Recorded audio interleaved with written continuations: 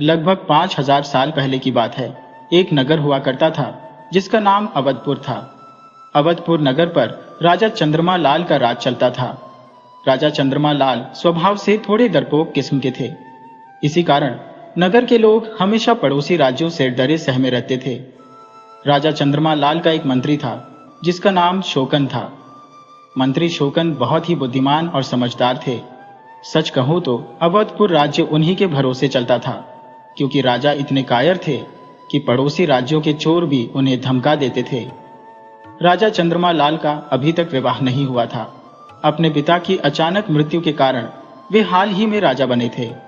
अवधपुर राज्य से जुड़े हुए सैकड़ों गांव बसे थे और उन्हीं गांवों में से एक गांव था जलालपुर। जलालपुर गांव में एक सेठ रहते थे जिनका नाम सिकंदर था। सिकंदर कोई बहुत बड़े सेठ नहीं थे, बल्कि वह अनाज के छोटे व्यापारी थे। वह गांव में घूम घूम कर किसानों से अनाज खरीदते, फिर उस अनाज को शहर ले जाकर थोड़े मुनाफे में बेच देते थे। उनके घर में सिर्फ उनका इकलौता बेटा रहता था जिसका नाम जमन था। जमन की उम्र करीब 10 वर्ष थी और वह अभी पढ़ाई लिखाई में लगा था। सेठ सिकंदर की पत्नी अपने बेटे जमन को जन्म देते ही दुनिया छोड़ स्वर्ग सिधार गई थी। बेटे जमन की पूरी जिम्मेदारी सेठ सिकंदर के कंधों पर आ गई थी। सेठ सिकंदर ने अपनी जिम्मेदारी को बहुत ही अच्छे ढंग से निभाया था। उन्होंने अपने बेटे को कभी भी यह एहसास नहीं होने दिया कि उसकी माँ इस दुनिया में नहीं है। वह अपने बेटे को बहुत प्यार करते थे और उसके लिए समय समय पर हर सुविधा उपलब्ध कराते थे। जमन अपनी पढ़ाई के साथ साथ पिता का हिसाब किताब भी संभालता था। एक बार सेठ सिकंदर अनाज बेचने के लिए अवधपुर नगर जाने वाले थे। सेठ सिकंदर ने अपने बेटे से कहा, बेटा जमन, मैं शहर जा रहा हूं, तुम गद्दी पर बैठकर आने जाने वालों का ध्यान रखना। दोपहर में झब्बू लाल आएगा, तुम उसका हिसाब करके जितना पैसा बनता है उसे सौंप देना। जमन बोला, ठीक है पिताजी, अगर जब्बू काका आएंगे तो मैं उनका हिसाब कर दूंगा। सेठ सिकंदर नगर के लिए चल पड़े। जलालपुर से अवध नगर की दूरी करीब 8 कोस थी, जिसे तय करने में एक दिन का समय लग जाता था। रास्ते में सेठ सिकंदर के एक खास मित्र का घर था। सेठ ने मन में सोचा, आज अपने मित्र के यहाँ ठहर जाऊंगा और कल भोर में ही उठकर शहर के लिए निकल जाऊंगा। दोपहर तक तो शहर पहुंच ही जाऊंगा। वह ऐसा सोचते हुए चले जा रहे थे। इधर जब्बू अपना पैसा लेने जमन के पास पहुंच गया। जब्बू एक स्वार्थी किसान था। जब उसने जमन को अकेले देखा तो उसके मन का शैतान जाग उठा। उसने मन में सोचा, अरे ये जमन तो अकेला है, आज पहली बार मौका मिला है उस सिकंदर को ठगने का। यह मौका मैं हाथ से नहीं जाने दूंगा। जमन को पढ़ाई लिखाई आती नहीं होगी, उसी का फायदा उठाकर मैं इसे अच्छे से लूट लूंगा। जमन ने जब्बू से कहा, अरे काका, आप आ गए। पिताजी ने कहा है कि आपका हिसाब किताब करके आपका जितना पैसा है सब लौटा देना है। काका, आप कोई पर्ची लाए हैं जो पिताजी ने दी हो? जब्बू बोला, बेटा जमन, वैसा कोई पर्चा तुम्हारे पिता ने तो मुझे कभी नहीं दिया है। वैसे बेटा, मुझे यह पता है कि मेरे हिसाब में कितना पैसा लेना है। जमन बोला, जी काका जी, बताइए कितना पैसा देना है आपको। वैसे मैं वही खाते की पंजी में एक बार अच्छे से देख लेता हूं, उसमें भी लिखा होगा। इतना कहकर जमन अंदर से रजिस्टर ले आया। जब्बू बोला, बेटा, मुझे याद है कि मुझे सिकंदर सेठ से 40 रुपए लेने हैं। जमन ने रजिस्टर में देखा कि जब्बू के नाम पर सिर्फ 20 रुपए ही लिखा है, बाकी के 20 वह पहले ही ले चुका है। जमन बोला, जब्बू काका, मुझे लगता है कि आपकी याददाश्त कमजोर हो गई है। आप अच्छे से याद करें, आपके हिसाब में 20 रुपए दे दिया गया है, सिर्फ 20 रुपए बाकी है। जब्बू का माथा ठनका। जब्बू ने मन में सोचा, यह जमन तो अपने बाप से भी आगे है। मुझे लगा था कि यह पढ़ा नहीं है, पर यह तो बहुत चतुर है, इससे चालाकी नहीं चलेगी। जब्बू बोला, बेटा जमन, वह क्या है ना कि मेरा दिमाग थोड़ा कम चलता है। मुझे याद ही नहीं आया कि तुम्हारी काकी कालिंदी कुछ दिन पहले ही 20 रुपये लेकर गई थी। मुझे अब याद आया। जमन बोला, ठीक है काका, कोई बात नहीं, आप अपने 20 रुपये ले लो। जब्बू वहां से अपने 20 रुपए लेकर इटलाता हुआ अपने घर चला गया। उधर सेठ सिकंदर चलते हुए अपने मित्र ढिबड़ी के गांव पहुंच गए। वहां पहुंचते पहुंचते उन्हें शाम हो गई। थोड़ी देर में सेठ अपने मित्र के घर पहुंचे। वहां पहुंचकर उनका होश उड़ गया। घर में सिर्फ डिबरी की 10 वर्षीय बेटी थी जो अकेली ही बैठी रो रही थी। उसका नाम हीमा था। सिकंदर सेठ बोले, अरे बेटी हीमा, क्यों रो रही हो और तुम्हारे माता पिता कहाँ गए हैं? हीमा सिकंदर सेठ को देखकर और भी तेज रोने लगी। सेठ ने जैसे तैसे उस छोटी सी बेटी को चुप कराया। सेठ बोले, बेटी हीमा, आखिर तुम रो क्यों रही हो? क्या हुआ है? तुम्हारे पिताजी कहाँ हैं? हीमा बोली, काका जी, मेरे माता और पिता अब इस दुनिया में नहीं रहे। सेठ सन्न रह गए। उन्हें कुछ समझ ही नहीं आ रहा था कि कल का उनका मित्र अब दुनिया में नहीं रहा और उसकी पत्नी भी नहीं है। उन्हें अब हीमा के ऊपर बहुत दया आ रही थी। सेठ सिकंदर बहुत कोमल दिल के थे। उनका कलेजा बैठा जा रहा था। हीमा बोली, काका जी, मेरे माता पिता शहर गए थे।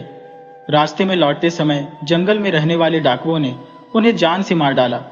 अब मेरा इस दुनिया में कोई नहीं है। सेठ बोले, बेटी, ऐसा क्यों बोल रही हो? अभी तेरा यह सिकंदर काका जिंदा है। जब तक मैं जिंदा रहूंगा तुझे कोई परेशानी नहीं होगी।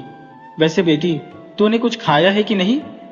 हीमा रोता हुआ चेहरा बनाकर बोली, काका जी, घर में कुछ नहीं है जिसे मैं खा सकूं। 2 दिन से भूखी हो, पड़ोसी भी कुछ मदद नहीं कर रहे।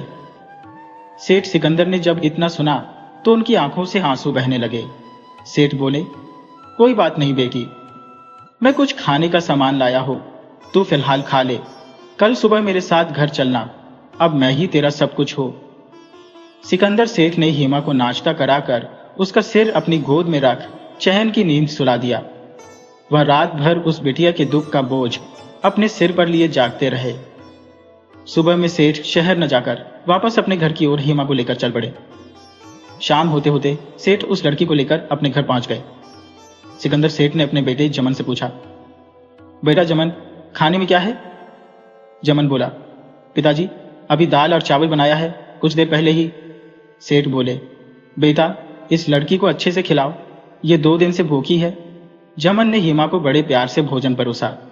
थोड़ी देर बाद जमन ने पूछा, पिताजी, ये लड़की कौन है और आपको कहाँ मिली? सेठ बोले, बेटा, ये मेरे परम मित्र ढिबरी लाल की बेटी है। इसका दुनिया में कोई नहीं है। इसका सहारा सिर्फ हम है। तुम इसका विशेष रूप से ध्यान रखना। इसको किसी भी चीज की कमी कभी महसूस नहीं होनी चाहिए। जमन बोला, ठीक है पिताजी, मैं आपकी बात हमेशा याद रखूंगा।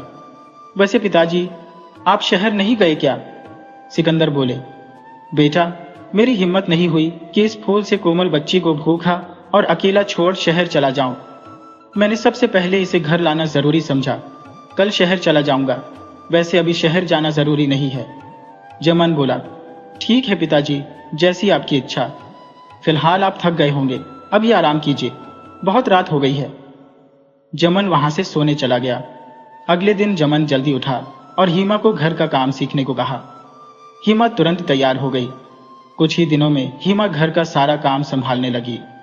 धीरे धीरे समय का चक्र चलता गया और 8 वर्ष गुजर गए।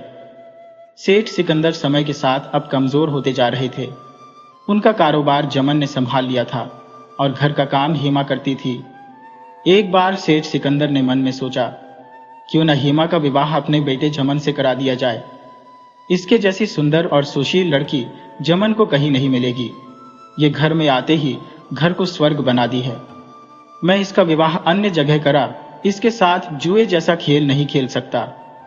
आजकल के लोग पता नहीं कैसे हैं, सामने कुछ और होते हैं और पीठ पीछे कुछ और ही निकल जाते हैं। आज मैं यह बात दोनों से रखता हूं। उनका जो निर्णय होगा उसके हिसाब से दोनों का विवाह करा दूंगा। सेठ सिकंदर हीमा के पास गए। सेठ सिकंदर बोले, बेटी हीमा, मुझे तुमसे कुछ बात करना है। हीमा बोली, जी पिताजी, बताइए क्या बात है। सिकंदर सेठ बोले, बेटी हीमा, तुम्हारी उम्र ढलती जा रही है। मैं चाहता हूं कि मैं तुम्हारा विवाह करा दूं। मेरे जीवन का कोई भरोसा नहीं है, तो जीते जी तुम्हारा घर बसा दूंगा तो मेरे लिए बहुत ही अच्छा रहेगा। बेटी, अगर तुम्हें ऐतराज ना हो तो क्या मैं तुम्हारा विवाह जमन से करा सकता हूं? हीमा बोली, पिताजी, आपको जो उचित लगे आप निश्चिंत होकर फैसला लें। मैं आपके बाहर नहीं हूं। मुझे कोई ऐतराज नहीं है। मेरा जीवन ही आप लोगों का है। मैं भी नहीं चाहती कि इस स्वर्ग जैसे घर को छोड़ मैं कहीं अनजान के घर में जाऊं। असल में हीमा और जमन एक दूसरे से बहुत प्यार करते थे, परंतु लोक लाज के डर से उनकी हिम्मत कभी नहीं हुई कि वह इस विषय में अपने पिता से बात करें। हीमा को तो जैसे सच में स्वर्ग मिल गया था। सेठ समझ गए कि दोनों के बीच में जरूर कुछ है। खैर, ये बहुत अच्छी बात है। अब शाम को जमन से पूछकर मैं अपना फैसला ले लूंगा। शाम को जमन घर आया तो सेठ ने उससे भी पूछा। जमन ने भी हीमा की कही बात दोहराते हुए पिता से बोल दिया। दोनों तरफ से हरी झंडी मिल गई थी। सेठ की खुशी का ठिकाना नहीं था। धीरे धीरे समय का चक्र चलता गया। सेठ ने दोनों का विवाह विधिवत तरीके से बड़े ही धूमधाम से करा दिया। हीमा एक नई दुल्हन के रूप में जमन की पत्नी बन चुकी थी। दोनों की सुहागरात आई। इससे पहले दोनों कभी नहीं सोचे थे कि उन दोनों की शादी उनके पिता ही करा देंगे। हीमा बोली, आपको नहीं पता होगा, पर मैं सच में आपसे उसी दिन से प्यार करने लगी जिस दिन आपने मुझे चूल्हे चौके में काम सिखाया था। आप मेरी नजर में उसी दिन से इस कदर समाये थे कि मैं आपके अलावा किसी दूसरे से कभी विवाह नहीं करती। मैं उसी दिन आपको अपने पति के रूप में स्वीकार ली थी। जमन बोला, हीमा, तो मैं भी कहाँ कम हो। मैंने तो तुम्हें जब देखा था एक नजर में ही तुमसे प्यार हो गया था, परंतु तुम बहुत बुरे दौर से गुजर रही थी। मुझे डर लगता था कि कहीं तुम मुझे गलत न समझ लो, इसी कारण मैं चुप बैठा था। हीमा, कुछ भी हो, कोई गलत नहीं कहा गया है कि अगर सच्चा प्यार होता है तो उसे मिलाने के लिए पूरी कायनात लग जाती है। हीमा बोली, अब आप पूरी रात बातें ही करेंगे या कुछ और भी करेंगे? जमन बोला, अरे पगली, इतना उत्तेजित क्यों हो? अरे उसके लिए तो पूरा जीवन है। हम दोनों प्यार से ही एक दूसरे से मिले हैं। थोड़ी देर बाद हीमा और जमन का पहली बार शारीरिक मिलन हुआ। दोनों एक दूसरे में खो गए। अगले दिन जमन उठा। उसने पाया कि हीमा बिस्तर पर नहीं है। जमन उठकर बाहर गया, पर वह उसे बाहर भी नहीं मिली। जमन बहुत परेशान हुआ। आखिर आज कहाँ चली गई? रोज तो घर में ही रहती है। जमन घर के आंगन में चला गया। हीमा आंगन में तुलसी को जल चढ़ा रही थी। जमन उसे देख बहुत खुश हुआ। उधर सेठ सिकंदर ने आवाज लगाई, बहू, मेरी चाय कहाँ है? हीमा चिल्लाई, बाबूजी, वही मेज पर रखी है। जमन अपने परिवार का शांति और सुखमय माहौल देखकर सच में स्वर्ग का अनुभव कर रहा था। धीरे धीरे समय का चक्र चलता गया। 1 साल बीतने पर हीमा ने एक बेटे को जन्म दिया। जमन बहुत खुश हुआ, परंतु उसकी खुशी बहुत अधिक दिन तक नहीं टिकी। एक दिन अचानक जमन के पिता सेठ सिकंदर की तबीयत बिगड़ी। संयोग था कि जमन उस दिन अपने घर पर ही था। वह जल्दी से वैद्य को बुला लाया। वैद्य ने सिकंदर का इलाज किया, परंतु उनके तबीयत में कोई खास बदलाव नहीं आया। जमन बोला, वैद्य जी, मेरे पिता कब तक ठीक हो जाएंगे? वैद्य बोले, बेटा जमन, वैसे तो मैंने दवा दे दी है, परंतु इनका रोग जो है ना, वो बहुत ही घातक रोग है। यह रोग भेली रोग कहलाता है। इसमें आए हुए आदमी बहुत संयोग से ही बच पाते हैं। अगर ठीक हो जाएंगे तो 10 दिन में हो जाएंगे, और नहीं हुए तो समझ लेना कि भगवान ने इन्हें इतना ही उम्र दिया है। वैद्य की बात सुनकर जमन बहुत दुखी हुआ। धीरे धीरे 10 दिन गुजर गए, लेकिन सिकंदर सेठ ठीक नहीं हुए। जमन समझ गया कि अब उसके पिता कुछ दिन के मेहमान हैं। देखते ही देखते सिकंदर सेठ दुनिया छोड़ चल बसे। जमन पर तो जैसे पहाड़ टूट पड़ा। वह सुध बुद्ध खो बैठा। पिता के वियोग में जमन सूख कर कांटा हो गया। हीमा भी बहुत दुखी थी, परंतु इस दुख की घड़ी में हीमा ने अपने आप को अंदर से मजबूत रखा और मोर्चे को संभाला। कुछ दिन बीतने पर सब कुछ पहले जैसा सामान्य हो गया। एक दिन हीमा जमन से बोली, देखिए जी, अब हमारा बेटा पढ़ने लायक हो गया है। हमें उसका दाखिला करा देना चाहिए। पास के गांव में एक गुरुकुल है, आप वहां जाकर पता लगा लीजिए। जमन बोला, अरे भाग्यवान, अभी हमारा बेटा 2 साल का है। अभी 9 साल बाद उसका पढ़ने लिखने का उम्र होगा। तब तक मैं उसके लिए और भी धन अर्जित कर लूंगा। मैंने सोचा है कि मैं सोने और आभूषण का कारोबार शुरू करूं। इस धंधे में मोटा पैसा है। हमारे बेटे का भविष्य बहुत ही मजबूत हो जाएगा। हीमा बोली, आपका विचार बहुत सही है। मैं आपका सहयोग करूंगी, पर आप जानते हैं कि सोना चांदी आभूषण का कारोबार करने में कितना धन लगता है। आप धन कहां से लाएंगे? जमन बोला, अरे भाग्यवान, हम कोई निर्धन थोड़ी है। हमारा कारोबार पहले से चल रहा है।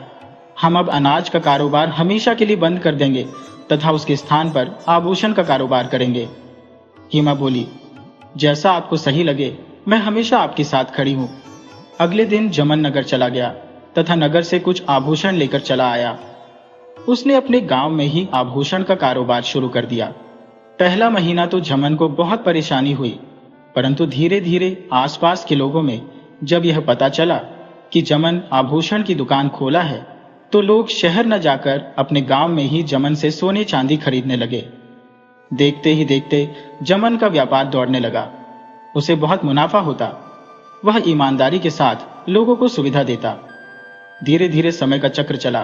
कुछ ही महीनों में जमन सेठ बन चुका था। एक दिन जमन हेमा से बोला, हेमा, मेरा विचार अब नगर की तरफ बढ़ रहा है। मैं चाहता हूं कि मैं एक थोक की दुकान नगर में भी खोल दूं। इसमें तुम्हारी क्या राय है? हेमा बोली, अरे आप कैसी बात करते हैं? हम गांव में रहने वाले लोग हैं। हम शहर में नहीं ठहर पाएंगे। वहां के सेठ बहुत धनी होते हैं। वह आपके साथ गलत कर देंगे। इसलिए अच्छा यही रहेगा कि आप चुपचाप अपने गांव में ही अपना कारोबार करते रहें। जमन बोला, अरे बुद्धू, हम शहर में किसी से लड़ाई थोड़ी करने जा रहे हैं। हम तो थोक का कारोबार करेंगे। इससे शहर के दुकानदारों को भी लाभ होगा। उन्हें माल लाने नहीं जाना पड़ेगा और तुम नाहक डर रही हो। अरे तुम ये कैसे भूल गई कि नगर में हमारे राजा रहते हैं। उनके देख रेख में पूरा नगर रहता है। राजा के भय से नगर में कोई धोखाधड़ी नहीं होता। हेमा बोली, जैसा आपको उचित लगे आप अपने हिसाब से कर लीजिए, परंतु मेरा दिमाग इस बात पर अटका है कि अगर आप नगर चले जाएंगे तो हमारी गांव वाला दुकान जो इतना अच्छा चल रहा है वह तो बंद पड़ जाएगा। एक अच्छा खासा बना बनाया व्यापार आपके हाथों से निकल जाएगा और कल को कोई और यहाँ बैठकर अच्छा पैसा कमाएगा। मेहनत आपकी, फल किसी और को मिलेगा। जमन बोला, नहीं श्रीमती जी, मैं उतना बुद्धू भी नहीं हूं कि अपना बना बनाया व्यापार बिगाड़कर दूसरा काम शुरू करूं। यहाँ गांव की दुकान चलती रहेगी, इसे आप चलाएगी और शहर में मैं चलाऊंगा। बीच बीच में मैं आता रहूंगा। हेमा बोली, अरे आप क्या बोल रहे हैं? भला मुझसे दुकान चलेगा? मैं एक स्त्री हूं। मेरा काम घर संभालना है। भला मुझसे दुकान कैसे चलेगा? जमन बोला, अरे बुद्धू, तुम एक सेठ की पत्नी हो और सेठ की पत्नियां घर में झाड़ू पोंछा नहीं लगाती, बल्कि मालकिन की तरह अपना कारोबार पर ध्यान देती है। झाड़ू पोंछा के लिए तुम किसी नौकरानी को काम में लगा लो। हेमा बोली, जैसी आपकी आज्ञा मैं वैसा ही करूंगी। धीरे धीरे समय गुजरा। योजना अनुसार जमन अपना नया व्यापार नगर में शुरू कर दिया। उसकी एक बड़ी सी सोने चांदी और गहनों की दुकान अवधपुर के राज दरबार के ठीक सामने थी, जहां पर राज दरबार के पहरेदार की नजर पड़ती थी। इसीलिए सुरक्षा की दृष्टि से सबसे सुरक्षित जगह पर दुकान थी। लोगों को भी विश्वास था कि राज दरबार के सामने वाली दुकान में खरा सोने के आभूषण मिलते हैं। राज दरबार के सामने बैठकर कोई भी आदमी धोखाधड़ी नहीं कर सकता है, तो वह दुकान खूब चलती थी। सेठ जमन की एक दुकान जलालपुर गांव में भी थी, जिसे सेठानी हेमा खुद देख रेख करती थी और आसपास के गांव की स्त्रियां वहीं से आभूषण खरीदती थी। सेठ जमन के दो छोटे छोटे बेटे थे, जो अभी नगर के पास के छोटे से जंगल के गुरुकुल में शिक्षा ग्रहण करते थे। सेठ के पास धन दौलत की कोई कमी नहीं थी। उनके दिन एक बादशाह की तरह गुजर रहे थे। धीरे धीरे समय का पहिया अपनी गति अनुसार चलता गया। हर तरफ सुख शांति था। पूरे नगर में सुकून था, परंतु शांति अब खत्म होने वाली थी। अवधपुर के दक्षिण तरफ के जंगल में कहीं दूसरे राज्य से आकर 4 खूंखार डाकू डेरा जमा लिए थे। डाकुओं ने दहशत फैलाने के लिए जंगल में गए लकड़हारों और फल तोड़ने गए किसानों के साथ खूब मारपीट भी की थी। किसान भागकर राज दरबार आए और राजा चंद्रमा से शिकायत की है। किसान बोले, महाराज हमें बचा लीजिए, हमारे साथ लूट खसोट हुआ है। जंगल में 4 डाकू आ गए हैं और बहुत उत्पात मचा रहे हैं। महाराज वह किसी को नहीं छोड़ते। नगर से गांव जाने वाले राहगीरों को तो और भी मुसीबत हो गया है। महाराज आप इस संकट से हमारे नगर को बचा लीजिए।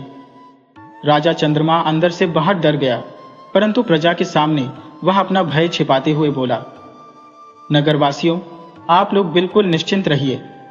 मैं अभी अपने सैनिक भेज उन दुष्ट डाकुओं को पकड़वा लेता हूं। इसके बाद सबको बारी बारी से फांसी पर चढ़ा दूंगा। राजा ने अपने सेनापति को आदेश दिया, सेनापति जी, आप 10 सैनिक लेकर अभी जंगल की तरफ चले जाएं तथा उन डाकुओं को पकड़ हमारे सामने पेश करें। यह मेरा आदेश है। राजा ने डाकुओं से निपटने के लिए सैनिकों की एक टुकड़ी जंगल में भेज दी। सैनिक डाकुओं को पकड़ने के लिए चल पड़े। थोड़ी ही देर में सैनिक जंगल में थे और डाकुओं को ढूंढ रहे थे। सहसा डाकुओं ने सैनिकों पर हमला कर दिया और 4 डाकुओं ने राजा के 10 सैनिकों की बहुत पिटाई की। साथ ही उनके कान काटकर इस शर्त पर वापस भेज दिया कि वह फिर दोबारा जंगल में कदम नहीं रखेंगे। अगर आने की गलती कर दी तो इस बार उनकी खोपड़ी काटकर राज दरबार भेज दी जाएगी। अपना कान कटाकर बहुत डरे सहमे सैनिक राज दरबार वापस आ गए। राजा यह देखकर आश्चर्य में पड़ गया। ये 10 सैनिक बहुत बहादुर सैनिक थे, जिन पर राजा को बहुत ज्यादा भरोसा था। मगर सिर्फ 4 डाकुओं ने 10 सैनिकों को सिर्फ मारा पीटा ही नहीं, इनके कान भी काट लिए। राजा खुद जंगल जाने से डर गया, मगर अपनी कमजोरी और डर छुपाते हुए बोला, कल हमारे बहादुर मंत्री शोकन जी सेना की एक विशेष टुकड़ी लेकर जंगल में डाकुओं को पकड़ने जाएंगे। राजा के मुख से अपना नाम सुनकर मंत्री शोकन जी भी सिहर उठे, मगर राजा का आदेश था तो वह जंगल जाने को तैयार हो गए। साथ में 50 सैनिक साथ ले जाने की मांग कर दिए। दूसरे दिन मंत्री अपने दल बल के साथ जंगल में गए, परंतु जंगल के पास जाकर भी उनकी हिम्मत जंगल में घुसने की नहीं हुई तो वापस लौट आए और राजा से बताए कि महाराज, डाकुओं की संख्या का ठीक से किसी को ज्ञात नहीं है। वे 50 से 100 की संख्या में भी हो सकते हैं। वह जंगल में तैयार पोजीशन में छुपकर बैठे हैं। उस अवस्था में उन्हें पकड़ पाना बहुत कठिन है। हम उन्हें जंगल से बाहर निकलने का इंतजार करते हैं। ज्यों ही वो जंगल से बाहर निकलकर नगर की तरफ बढ़ते हैं, हम पूरी सेना के साथ उन पर आक्रमण कर देंगे। उस अवस्था में डाकू हमसे बच नहीं पाएंगे। राजा पहले से ही डाकुओं से भयभीत था, तो उसने मंत्री की बात आसानी से मान लिया। राजा ने अपने प्रजा के लोगों को आदेश दिया कि अभी कुछ दिन तक ग्रामीण लकड़ी और फल के लिए पूर्व के जंगलों में ही जाया करें। हम कुछ दिन में ही डाकुओं को पकड़ लेंगे, उसके बाद फिर दक्षिण के जंगलों में लोग जाएं। प्रजा में पहले ही दहशत थी तो जंगल जाना छोड़ दिए थे। उधर डाकू दूर के गांवों के लोगों को डरा धमकाकर लूटने लगे थे। अपनी जान बचाने के लिए लोग खुद ही अपना धन डाकुओं को देने लगे थे। डाकू यहीं तक नहीं रुके, ग्रामीण के घर जोर जबरदस्ती भोजन भी भरपेट खाते। जिस घर डाकू भोजन करते उस घर थोड़ी रियायत कर देते। खबर राजा को हुई कि डाकू अब बहुत आराम से ग्रामीण प्रजा को धीरे धीरे लूट रहे हैं और उस क्षेत्र में रात्रि गश्ती करने वाले राजा के सैनिक अब दिन के वक्त भी गलती से उधर नहीं जाते। जमन सेठ नगर में ही फंस कर रह गया था। उसकी पत्नी अकेली गांव में रह गई थी। जमन चाहकर भी गांव नहीं लौट रहा था कि डाकू उसे पकड़ लेंगे और धन के लिए मार डालेंगे। उधर धीरे धीरे डाकू नगर में भी दस्तक दे दिए थे। खबर राजा तक भी पहुंची कि महाराज, डाकू तो अब नगर में भी पहुंचने लगे हैं। राजा को अब चिंता होने लगी कि कहीं किसी दिन राज दरबार में ही धावा न बोल दे। तो राजा ने अपने सेनापति को आदेश दिया कि राज दरबार की सुरक्षा इस वक्त सर्वोपरि है। डाकू कोई साधारण प्रतीत नहीं होते, वह बहुत साहसी है और निर्भीक है। उन्हें किसी से कोई डर नहीं है और निडर आदमी बहुत खतरनाक होता है। तो ये तो डाकू है, इनकी निडरता भय प्रदान कर रही है। तो राजमहल की सुरक्षा में कोई कोताही नहीं की जाए। जरूरत इस बात की है कि इस वक्त राज्य की आधी सेना राज दरबार की सुरक्षा में लगा दिया जाए। हमारी आधी सेना पूरे नगर की सुरक्षा कर सकती है और आधी सेना सीमा की सुरक्षा में लगी रहे। अभी इस वक्त ग्रामीण क्षेत्र में तैनात सैनिकों को हटा लिया जाए, क्योंकि उनके जीवन को डाकुओं से खतरा बढ़ गया है। हम अपने सैनिकों को डाकुओं के हाथों मरते नहीं देख सकते। सेनापति बोला, महाराज, हम ग्रामीणों को भी तो भगवान के भरोसे नहीं छोड़ सकते। डाकू उन्हें बकरे की तरह मार काट डालेंगे। राजा सेनापति से बोला, इस वक्त खुद की दाढ़ी में आग लगी है तो पहले अपनी दाढ़ी की आग बुझानी जरूरी है, उसके बाद ही हम दूसरे की दाढ़ी की आग बुझाएंगे। पहले हम राजमहल को सुरक्षित करेंगे, उसके बाद नगर को, फिर उसके बाद ग्रामीण क्षेत्र की सुरक्षा पर विचार करेंगे। हमें खुद महसूस हो रहा है कि डाकू हमारे दक्षिण के भूभाग पर जंगल और ग्रामीण क्षेत्र पर कब्जा जमा चुके हैं। हमें हर हाल में अपने क्षेत्र की सुरक्षा करनी है। मगर जब तक हम खुद सुरक्षित नहीं हो लेते, अपने क्षेत्र की सुरक्षा कैसे पाएंगे? सेनापति ने राजा की आज्ञा मान राजभवन और नगर की सुरक्षा बढ़ा दी। ग्रामीण क्षेत्र से अपने सैनिक हटा लिए। डाकुओं को तो जैसे और आजादी मिल गई, वह निर्भीक होकर गांवों को लूटने लगे। उन्हें एक दिन पता चला कि जलालपुर में एक सेठानी सोने चांदी की दुकान चलाती है। उसका पति नगर में राजभवन के सामने सोने चांदी के आभूषणों का थोक विक्रेता है। तो डाकुओं ने सोचा कि हम नगर में सेठ की दुकान लूटने पर बाद में विचार करेंगे, पहले सेठानी को ही लूट लेते हैं। ग्रामीण के घर में पुराने टूटे फूटे एक दो गहने लूटने से हमें कोई विशेष लाभ नहीं हो रहा, हम सेठानी को ही लूट लेते हैं। उस अकेली के पास इतने आभूषण मिल जाएंगे कि पूरे 10 गांव लूटने पर भी नहीं मिल पाएंगे। तो डाकुओं ने दिन के दोपहर में ही सेठानी के घर धावा बोलने का प्रोग्राम बनाया। उधर सेठानी के मन में अनायास ही विचार आया कि हमें अपना सारा धन लेकर नगर में अपनी दुकान में चली जानी चाहिए। यहाँ अब हम सुरक्षित नहीं है। तो वह सभी आभूषणों को एक पोटली में बांधी और घर में ताला लगा उस पोटली को लेकर नगर के लिए चल दी। अभी उसे निकले हुए कुछ ही देर हुआ था कि डाकू सेठानी के घर पहुंच गए।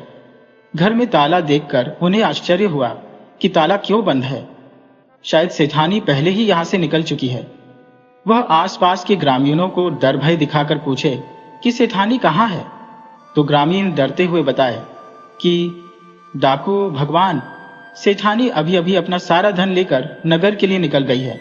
आप उनका पीछा करो तो पकड़ में आ जाएगी, अभी बहुत दूर नहीं गई होगी। डाकू सेठानी का पीछा करने के लिए चल पड़े। पीछा करते करते बहुत दूर तक गए। उधर सेठानी ने दूर से देख लिया कि डाकू इधर ही आ रहे हैं, अर्थात मेरा ही पीछा कर रहे हैं। पड़ोसियों ने भयवश जरूर इन्हें मेरे बारे में बता दिया होगा। डाकू इधर ही तेजी से बढ़े आ रहे हैं। अब भला मैं क्या करूं? डाकू धन तो ले ही जाएंगे, मुझे भी अपने साथ न ले जाए। जवान और सुंदर स्त्री के आशिक होते हैं यह डाकू। अगर डाकुओं की पकड़ में आ गई तो मेरी तो धन धर्म दोनों चला जाएगा। सेठानी पास के खेत में काम कर रहे एक किसान के पास गई और किसान से बोली, भैया मेरे पीछे डाकू पड़ गए हैं, तुम मुझे बचा लो। किसान बोला, बहन मैं तुम्हें चाहकर भी डाकुओं से नहीं बचा सकता, वह मुझे ही मार डालेंगे। स्त्री बोली, तुम चाहो तो मुझे बचा सकते हो, तुम मुझे कुछ देर के लिए अपनी पत्नी बना लो। किसान बोला, भला मैं तुम्हें अपनी पत्नी कैसे बना सकता हो? स्त्री बोली, अरे आपको सचमुच मुझे पत्नी नहीं बनाना है, बल्कि डाकुओं से बचाने के लिए उनसे कह देना है कि यह मेरी पत्नी है। मैं अपना सामान आपके खेत में छुपा देती हूँ और आपके साथ खेत में काम करने लगती हूँ। जब डाकू यहाँ आकर मेरे बारे में पूछे तो कह देना मैंने अपनी पत्नी के अलावा अन्य किसी स्त्री को नहीं देखा है। किसान बोला, ठीक है बहन, यदि इतना कह देने से तुम डाकुओं से बच जाती हो तो मैं तुम्हें बचा लूंगा। स्त्री तुरंत अपना सामान छुपाकर खेत में काम करने लगी। वह किसान के साथ वैसे काम करने लगी जैसे सचमुच उसकी पत्नी हो। डाकू कुछ ही देर में किसान के पास आए और बोले, ओ किसान, तुमने यहां से किसी स्त्री को जाते हुए देखा है? किसान बोला, नहीं महाराज, यहां से कोई स्त्री अभी आगे नहीं गई है। हो सकता है जिस स्त्री को आप ढूंढ रहे हो वह पीछे वाले रास्ते से उत्तर की तरफ चली गई हो। डाकू उस स्त्री को किसान की पत्नी ही समझ रहे थे, इसलिए उसके विषय में कुछ नहीं पूछे। वह पीछे वाले रास्ते से उत्तर की तरफ चले गए। स्त्री की जान में जान आई, परंतु उसके सिर से खतरा टला नहीं था। वह किसान से बोली, भैया अब शाम होने वाली है, आप तो अपने घर लौट जाओगे, परंतु मेरा क्या होगा? मुझे तो नगर में जाना है। नगर भी 10 कोस दूर है और डाकू कुछ ही देर में फिर वापस आ जाएंगे। किसान बोला, बहन अब तक मेरे समझ में नहीं आ रहा कि तुम कौन हो और डाकू तुम्हारे पीछे क्यों पड़े हैं। तुम्हारी इस गठरी में ऐसा क्या है जो तुमसे लूटना चाहते हैं? स्त्री बोली, भैया मैं जलालपुर के जमन सेठ की सेठानी हूँ। जमन को इस इलाके में कौन नहीं जानता। मैं गांव में दुकान चलाती थी, परंतु डाकुओं के डर से आज मैं सारा माल समेटकर शहर को चल दी। मगर मुझे क्या पता था कि डाकू मेरे पीछे लगे हुए हैं। यहां तक तो आपने मेरी मदद कर दी, परंतु रात को कहां जाऊंगी? किसान बोला, बहन बुरा मत मानना, तुम चाहो तो आज की रात मेरे घर रह सकती हो, परंतु आपसे एक बात बता देना चाहता हूं कि इस वक्त घर में मेरी पत्नी नहीं है। वो मायके गई हुई है, मैं घर में अकेला ही हूँ। हेमा बोली, आप मेरे बड़े भाई हो और भाई के साथ बहन अकेली रहे या भाभी के साथ रहे, क्या फर्क पड़ता है। आप अगर मेरे को घर में आश्रय देते हो तो मैं जीवन भर आपकी आभारी रहूंगी। वैसे भी मेरे मायका में कोई नहीं है, मैं माता पिता की इकलौती संतान थी। माता पिता रहे नहीं तो मायका ऐसे ही खत्म हो गया है, मगर मुझे आज एक और मायका मिल गया है। किसान सेठानी को लेकर घर आ गया। अब समस्या थी कि उसके धन की सुरक्षा कैसे करें। वह सेठानी से बोला, बहन, तुम इस धन को अभी कहीं घर के अंदर मिट्टी में दबा दो, क्योंकि हमें पता नहीं क्यों ऐसा लग रहा है कि डाकू हमारे घर जरूर आएंगे। सेठानी बोली, आपको गलत नहीं लग रहा है, वह कुछ ही देर में जरूर आएंगे। डाकुओं को जरूर पता चल जाएगा। मैंने खाना बना दिया है, आप जल्दी से खाना खा लो, और मुझे भी भूख लगी है, खा लेती हो। दोनों ने प्रेम से खाना खा लिया। अभी वह खाना खाकर उठे ही थे कि किसी ने दरवाजे पर दस्तक दे दिया। किसान दरवाजा खोलकर देखा तो उसका पूरा शरीर कांप गया। वह डाकू ही थे। डाकू का सरदार किसान से बोला, साले, तू हमको मूर्ख समझता है? तो उस स्त्री को अपने घर में छुपाए हो और हमें बोल दिए कि हम किसी स्त्री को नहीं देखे हैं। तुम्हें इसकी सजा मिलेगी, बराबर मिलेगी। किसान बोला, नहीं डाकू महाराज, मैंने किसी स्त्री को घर में नहीं छुपाया है। घर में मैं और मेरी पत्नी ही है, कोई दूसरी औरत घर में मौजूद नहीं है, आप खुद देख सकते हो। सरदार अपने साथियों से बोला, इसके घर की तलाशी लो, यदि इसकी पत्नी के अलावा इस घर में कोई दूसरी औरत मौजूद है तो भी हम इसका सिर काट देते हैं। डाकू के साथी घर में पूरा छान मारे और सरदार से बताया कि सरदार जी, इसके घर में एक ही स्त्री है और वह इसकी पत्नी है। सरदार बोला, इसका मतलब हमको सूचना देने वाला हमें हैरान परेशान कर रहा है। अब हमें बहुत जोर की भूख लग गई है। इस दरिद्र किसान के घर से तो हमें कोई धन तो मिलना नहीं, तो हम इसके घर भोजन करके चल देंगे। वह किसान से कड़क कर बोला, तुमने कुछ सुना हमने क्या कहा? जल्दी अपनी पत्नी से बोलो कि हम 4 आदमियों के लिए भोजन बनाए। किसान बोला, जी महाराज, अभी बनवा देता हूं। किसान सेठानी से बोला, भाग्यवान, सुनती हो, तुम 4 आदमियों के लिए तत्काल खाना बना दो, उसमें शुद्ध घी जरूर डाल देना। सुबह जो तुमने दही जमने के लिए रखी थी वह जम गई होगी, जरा प्रेम से खाना बनाना। तभी एक डाकू बोला, सरदार, हमें इनके घर खाना खतरे से खाली नहीं है, हो सकता है ये हमारे साथ कुछ गलत कर दें। सरदार बोला, अरे तुम नाहक ही डरते हो, इसकी यह मजाल कि हमारे साथ कुछ गलत करे। इसका सिर धड़ से अलग करके मैं इसका फुटबॉल खेलने लगूंगा। तुम व्यर्थ में चिंता करते हो। डाकू बोला, सरदार, मेरी मानिए तो हम इन दोनों को अपने साथ पकड़कर अपने अड्डे पर ले चलते हैं, वहां इसकी स्त्री से भोजन बनवा लेंगे, इसके बाद भोजन करेंगे। भोजन के बाद इसकी स्त्री के साथ स्त्री सुख का भोग भी लेंगे। सरदार बोला, अरे मूर्ख, तो साफ साफ बताना चाहिए ना कि तुम्हें स्त्री सुख भी चाहिए। सरदार किसान से बोला, तुम अपनी पत्नी को साथ ले लो और हमारे साथ हमारे अड्डे पर चलो। अगर तुम्हारे पछाड़ में जोर नहीं है तो अपनी पत्नी को हमारे साथ भेज दो, हम उसका भोग करके सही सलामत तुम्हारे घर पहुंचा देंगे। उसका भोग करने से वह कम नहीं हो जाएगी, जल्दी से भेजो उसे। किसान बोला, सरकार, हमारे ऊपर रहम कीजिए, मेरी पत्नी के पेट में बहुत बड़ी पथरी है, मैं खुद उसके साथ संबंध नहीं बनाता। गांव के मेमन ने मुझे मना किया है, जो भी उसके साथ संबंध बनाएगा वह कुछ ही दिनों में दुनिया छोड़ चल बसेगा। सरदार का माथा ठनका। किसान से बोला, साले कुत्ते, तू झूठ का हमारा समय बर्बाद कर रहा है। अगर ऐसा बात है तो तुम्हें पहले बताना चाहिए। अब जल्दी से भोजन कराओ। सेठानी अंदर से सारी बात सुन रही थी। सेठानी डर के मारे डाकुओं की बात सुनकर कांप गई थी, परंतु किसान की चतुराई से उनकी इज्जत आबरू आज बच गया था। सेठानी ने अपना दिमाग लगा खाने में जर मिला दिया।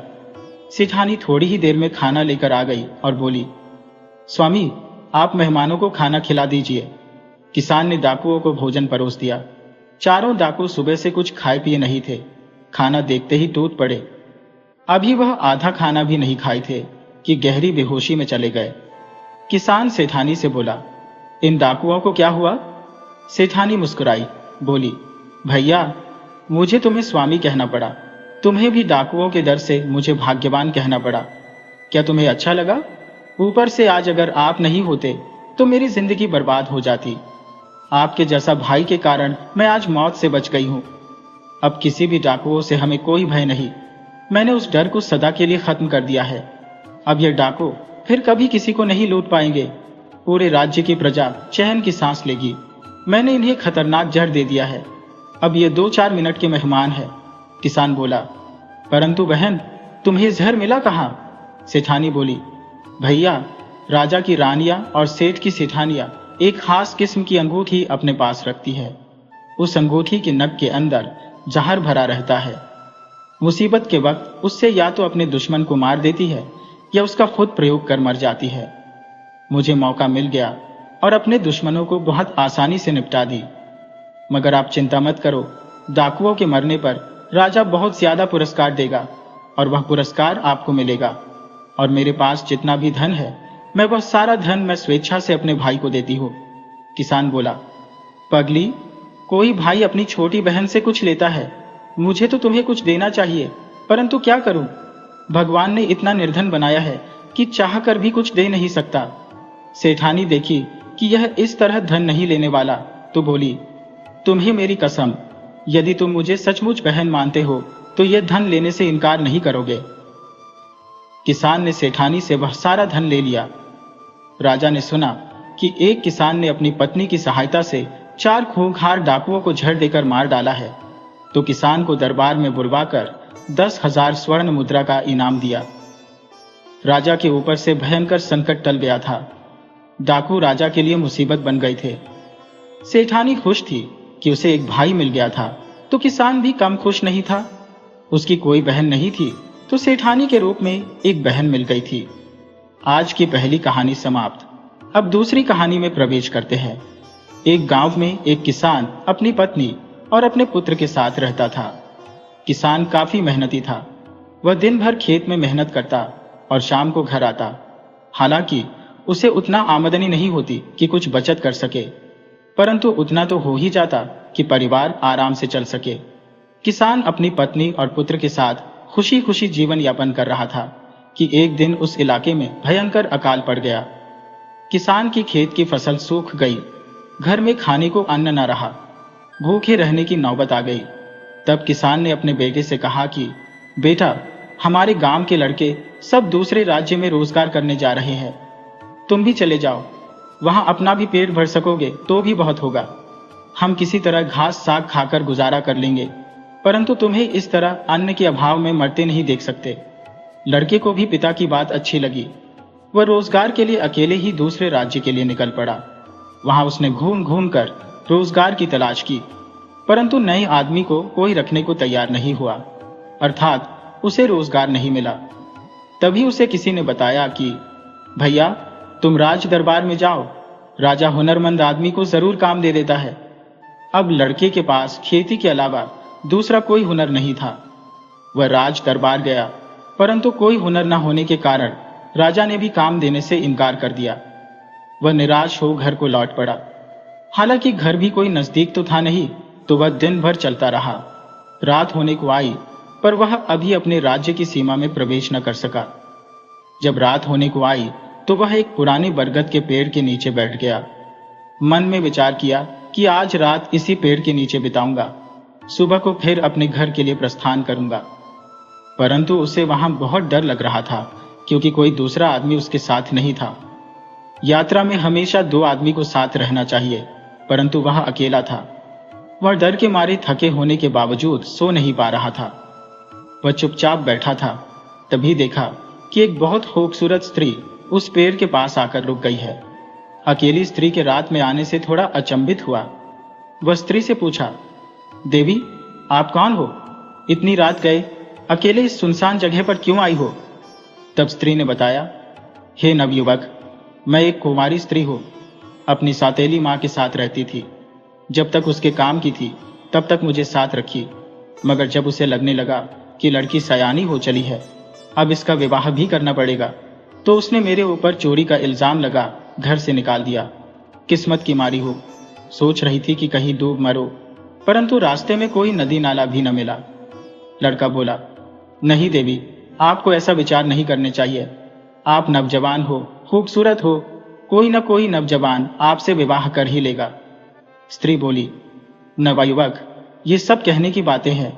एक अबला से नाजायज फायदा तो सभी उठाना चाहते हैं, परंतु उसका हाथ पकड़ना कोई नहीं चाहता। क्या तुम मुझसे विवाह कर लोगे? नवयुवक बोला, यह तो मेरा सौभाग्य होता, परंतु मेरा दुर्भाग्य है कि ऐसा नहीं कर सकता। गरीबी का मारा हो, रोजगार की तलाश में गया था, परंतु मुझे कोई काम नहीं मिला। घर लौट रहा हो, घर में अन्न का एक दाना नहीं है। बूढ़े माँ बाप घास और पत्ते खाकर किसी तरह जी रहे हैं। इस हालत में अपना विवाह करो या पेट की आग को शांत करो। स्त्री बोली, तो क्या धन की समस्या ही तुम्हारे मार्ग में बाधा है? अगर मैं धन की समस्या हल कर दूंगी तो मुझसे विवाह कर लोगे? लड़का बोला, अवश्य देवी, मैं आपसे विवाह कर लूंगा। तब स्त्री बोली, मुझे एक सिद्धि प्राप्त है, जिसकी सहायता से रोज तुम्हें एक स्वर्ण मुद्रा दे सकती हो, और मैं समझती हो कि एक स्वर्ण मुद्रा एक परिवार चलाने के लिए बड़ी रकम होती है। लड़का बोला, देवी, तब आप अभी से समझ लो कि तुम मेरी पत्नी हो। मैं सभी देवी देवताओं को साक्षी मानकर आपका हाथ पकड़ने को तैयार हो। स्त्री बोली, मैं भी अभी से आपको पति मानती हूं। अब मैं आपकी हुई और आप मेरे हुए। इस प्रकार दोनों पेड़ के पास बैठकर रात भर वार्तालाप करते रहे। सुबह होने पर नवयुवक अपनी पत्नी को लेकर घर आ गया। बेटे को साथ बहू लाने से किसान और उसकी पत्नी बहुत खुश हुए, परंतु अगले ही पल बहुत उदासी छा गई। स्त्री ने भाव लिया कि मेरे आने से तो दोनों बहुत खुश हुए हैं, परंतु जब घर में खाने को कुछ नहीं तो यह सोचकर उदासी छा गई है। तब स्त्री अपने सासू से बोली, माता, आप इस तरह उदास क्यों हो गई? क्या आप मेरे इस तरह आने से खुश नहीं हुई? तब सासू ने कहा, नहीं बहू, ऐसी बात नहीं है। मैं यह सोचकर परेशान हो कि घर में तो कुछ खाने को है ही नहीं, तो बहू का स्वागत किस तरह करूं? तब स्त्री बोली, माता, घर में स्त्री का आगमन शुभ माना जाता है। नई स्त्री के आगमन पर घर में खुशियां मनाने वालों पर माता लक्ष्मी सदा प्रसन्न रहती है। और रही बात धन की, तो आपको अब चिंता करने की जरूरत ही नहीं। अब घर चलाना मेरी जिम्मेदारी है। वह अपने पति से बोली, स्वामी, आप यह 10 स्वर्ण मुद्रा मुझसे ले लीजिए और बाजार से पूरे 6 माह के लिए भोजन सामग्री खरीद लाइए। फिर आगे हम सभी के लिए अच्छे वस्त्र और रहने के लिए घर का भी प्रबंध करेंगे।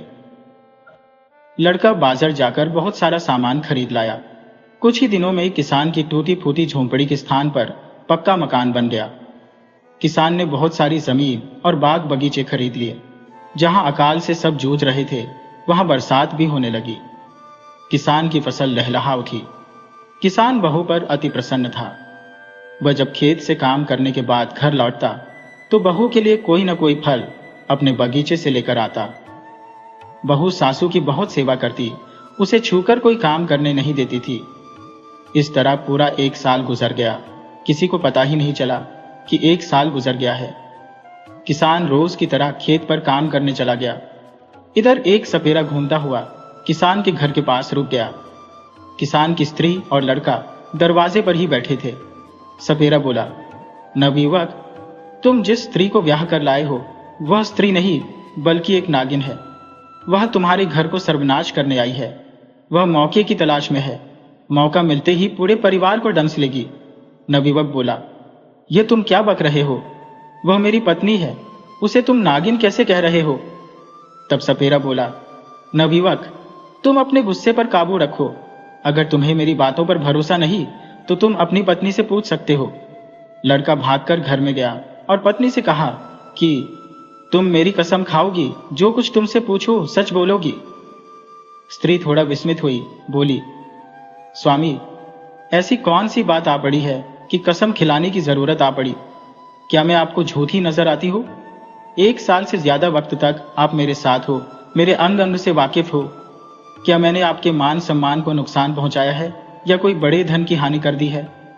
तब लड़का बोला, तुम बेकार की बात छोड़ो, सिर्फ मेरे सवाल का जवाब हां और ना में देना। क्या तुम एक इच्छाधारी नागिन हो? स्त्री बोली, क्या आपको मैं स्त्री नजर नहीं आ रही? यह आपको हो क्या गया है? किसने वेद की बातें आपके दिमाग में भर दी? लड़का बोला, ये मेरे सवालों का जवाब नहीं है, तुम हां और ना में जवाब दो। स्त्री बोली, मैं इस वक्त कोई जवाब नहीं दे सकती। पिताजी जब खेत वापस आएंगे तो उनके सामने ही मैं आपको जवाब दूंगी। लड़का बोला, तुम मेरी पत्नी हो, मेरे पिता की नहीं। तब स्त्री बोली, आप इस समय गुस्से में हो, मेरी अच्छी बात भी आपको बुरी लगेगी। पिताजी, हम दोनों के पिता हैं, वह किसी का पक्षपात नहीं करेंगे।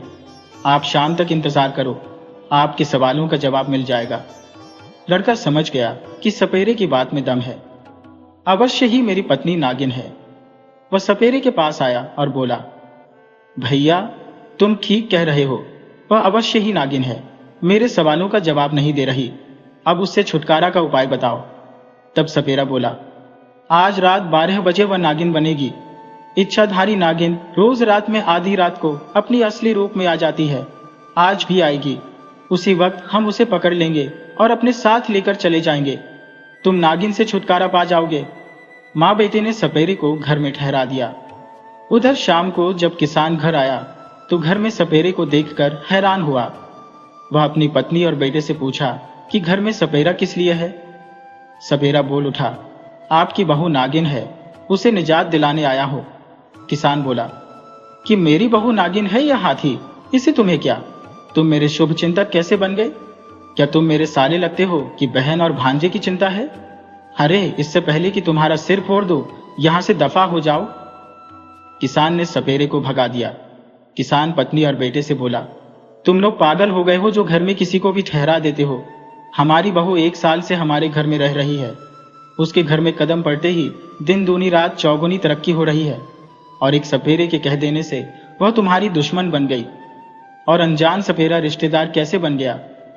हो सकता है सपेरा कोई जादूगर हो और अपनी जादूगरी से हमारी अच्छी भली बहू की नागिन बना दे और साथ लेकर चला जाए। क्या तुम अपनी पत्नी को इस तरह किसी दूसरे को दे दोगे? तब बहू बोली, पिताजी आपसे कुछ कहना चाहती हो? किसान बोला, मैं सब जानता हूं, तुम्हें मुझे कुछ भी बताने की जरूरत नहीं है। तुम मेरी बहू हो और तुम्हारी सुरक्षा हमारी जिम्मेदारी है। तुम्हें उस सपेरे से डरने की जरूरत नहीं, हम तुम्हारे साथ हैं। किसान बेटे से बोला कि आज रात 12 बजे सपेरा एक भयानक नाग छोड़ेगा। वह हमारी बहू को नुकसान पहुंचाने घर में प्रवेश करेगा। इससे पहले कि नाग बहू के पास पहुंचे, हमें हर हाल में नाग को मारना होगा। नाग के मरते ही सपेरा भी मर जाएगा, क्योंकि सपेरा एक इच्छाधारी नाग है। वही सर्प बनकर बहू को डंसने आएगा।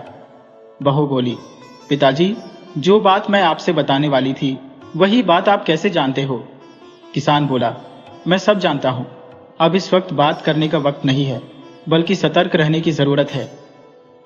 किसान और उसका बेटा सर्प के घर में आने का इंतजार करने लगे। रात को 12 बजते ही खिड़की के रास्ते सर्प घर में घुसने का प्रयास करने लगा। तभी किसान के बेटे ने जोरदार एक लाठी सर्प को जमा दिया। चोट लगते ही सर्प ढेर हो गया।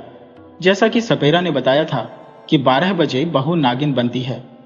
बहू जब नागिन नहीं बनी तो किसान अपनी पत्नी और पुत्र को बताया कि देखा, बहू नागिन नहीं बनी, अर्थात बहू एक स्त्री है, नागिन नहीं।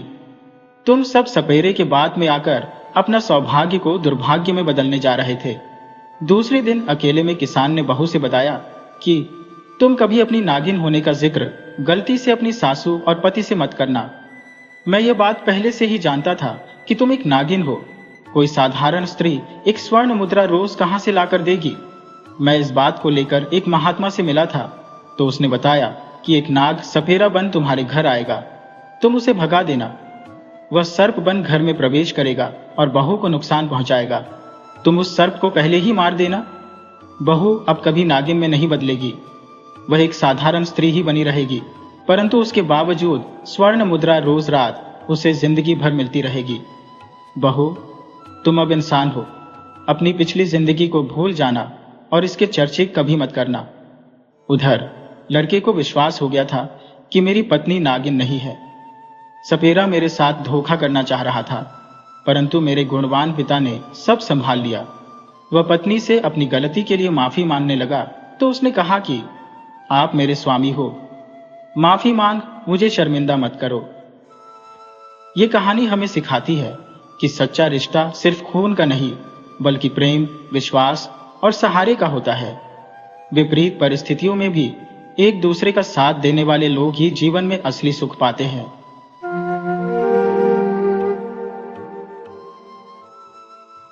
बहुत समय पहले की बात है।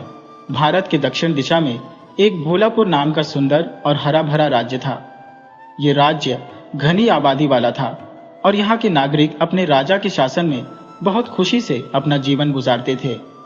भोलापुर के राजा का नाम राजा चेतक सिंह था।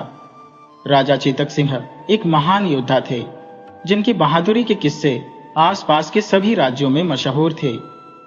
वह बहुत ही धर्मात्मा राजा थे और अपने राज्य में तरह तरह के धार्मिक कार्यक्रम आयोजित करवाते रहते थे। भोलापुर में रहने वाले ब्राह्मणों को राजा से मनचाहा दान मिलता था। राजा चेतक अपनी प्रजा का बहुत ख्याल रखते थे और समय समय पर खुद जनता के बीच जाकर उनका हालचाल पूछते थे। राजा का एक खास मंत्री था जिसका नाम सुखमल था।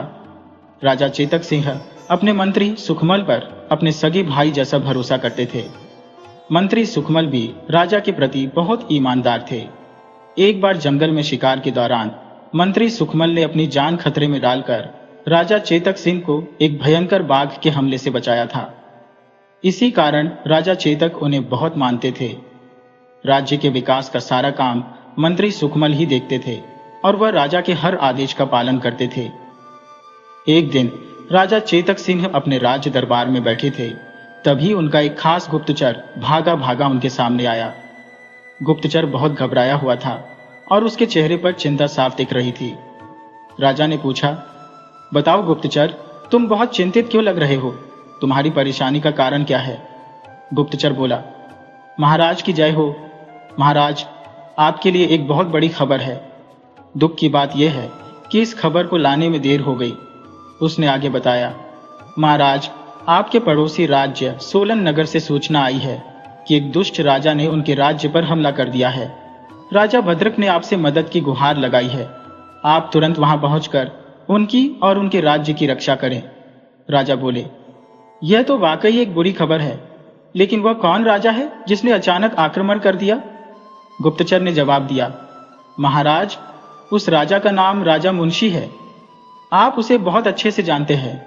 राजा चेतक बोले, अरे हाँ, वही मुंशी ना, जिसे मैंने एक बार जूते से मारकर भगाया था। उस नीच की इतनी हिम्मत कि वह पड़ोसी राज्य सोलन नगर चला आया। मैं अभी उसे सबक सिखाता हूं। राजा ने मंत्री से कहा, मंत्री जी, आप तुरंत सेनापति को आदेश दें कि वह सारी सेना को तैयार करे। मंत्री राजा की आज्ञा लेकर सेनापति के पास गए। मंत्री और सेनापति ने मिलकर पूरी सेना को तैयार कर लिया। राजा अपनी पूरी सेना के साथ सोलन नगर की ओर चल पड़े। सोलन नगर और भोलापुर राज्य बहुत पास थे, इसलिए राजा कुछ ही समय में सोलन नगर में पहुंच गए। वह चलते चलते महल के करीब पहुंचे। राजा ने मंत्री से कहा, अरे मंत्री जी, मुझे लगता है कि किसी ने हमें झूठी खबर दी है। यहाँ तो कोई युद्ध नहीं हो रहा है, हर तरफ शांति है। मंत्री ने कहा, जी महाराज, हमें भी ऐसा ही लग रहा है, लेकिन हो सकता है कि वह दुष्ट मुंशी महल के अंदर चला गया हो। हमें तुरंत महल में जाना चाहिए। राजा बोले, आपकी बात बिल्कुल सही है। आप सब अब सावधान हो जाइए, महल में खतरा हो सकता है। राजा सैनिकों के साथ महल में दाखिल हुए। महल के अंदर का दृश्य देखकर राजा को बहुत क्रोध आया।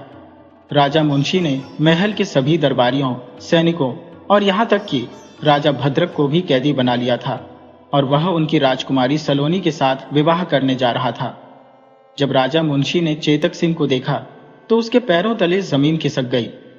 वह मन ही मन सोचने लगा, ये चेतक कहाँ से आ गया? जरूर ये काम उस बुढ़े भद्रक का है। उसी ने किसी से खबर भिजवा दी है। लेकिन चलो, अच्छा ही हुआ, आज ये राजा चेतक मारा जाएगा।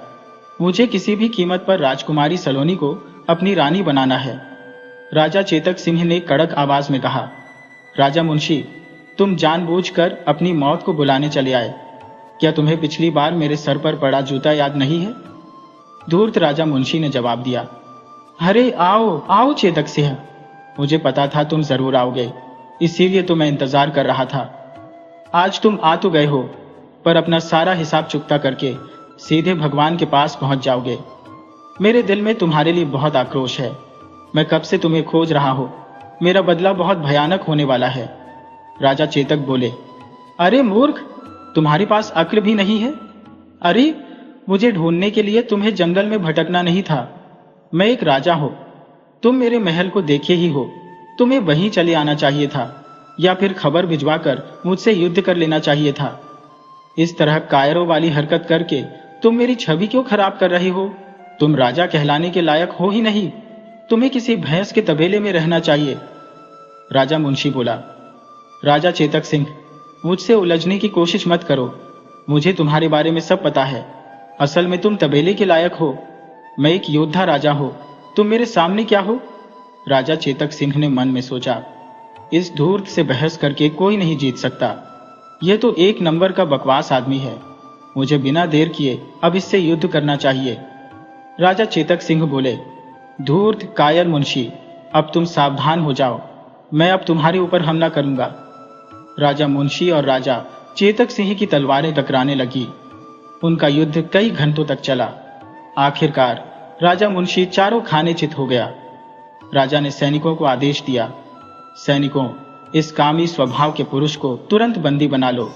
इसे मारकर मैं अपने सर पर पाप नहीं लेना चाहता। इसकी असली सजा हमारे आदरणीय राजा भद्रक ही तय करेंगे। राजा चेतक सिंह ने तुरंत राजा भद्रक को आजाद किया और उन्हें सम्मान के साथ उनकी गद्दी पर बैठाया। राजा भद्रक सिंह अपने पड़ोसी राजा का यह प्रेम देखकर बहुत भावुक हो गए। उन्हें राजा चेतक सिंह में अपने बेटे की छवि दिखाई दे रही थी।